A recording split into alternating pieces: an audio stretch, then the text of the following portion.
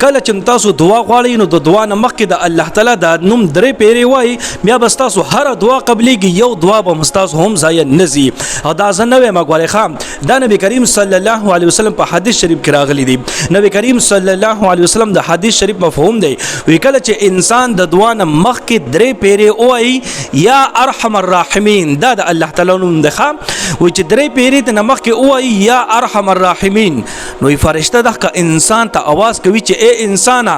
تا ته اوس د الله تعالی رحم متوجه شو اوس دعا غواړه چې کومه دعا ته غواړې ستا دعا به قبليږي زموږ عزت مندو چې کله تاسو دعا غواړئ کنه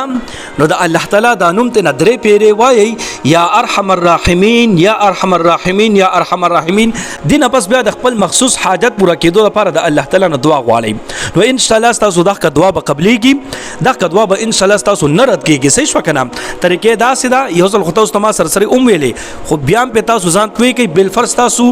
یو حاجت ته کاروبار لپاره تاسو د الله تعالی نه دعا غواړئ نو څنګه طریقې سره بغواړئ دا څه تاسو وایي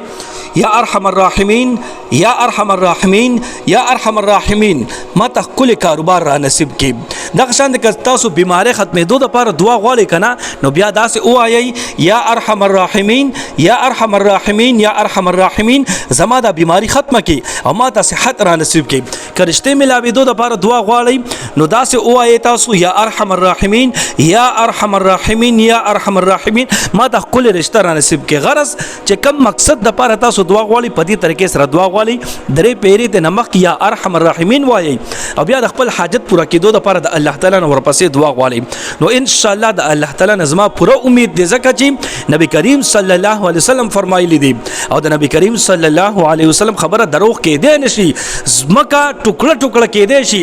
اسمان زمکه تر اتلی شي په سمندر کې اور لګې دی شي خو د نبی کریم صلی الله علیه وسلم خبره دروغ کې دی نشي زما عزت بندو نو چې نبی کریم صلی الله علیه وسلم کوم خبره فرمایلی وي ابا خامخا ان شاء الله بیا رښتیا کېږي صحیح وکنه نو په دې باندې په خپل عمل وکړئ که تاسو غواړئ چې زموږ دعا دې قبول شي نو درې پیری ته نمخ یا ارحم الراحمین وای بیا ورپسې دعا غواړئ ان شاء الله تاسو دغه دعا به قبلېږي بیا به ان شاء الله پکې ما ته هم دعاګانې کوي صحیح شو نو په دې باندې په خپل عمل وکړئ او نور مسلمانانو سره د سبب په نیت باندې دا ویډیو ډېر شیر کړئ چې هغه هم د دې دعا نه فائدہ واخلي او تاسو ته دعاګانې کوي الله رب العزت مخشل آباد ساتم دعاګانې کوي دعاګانې وکړو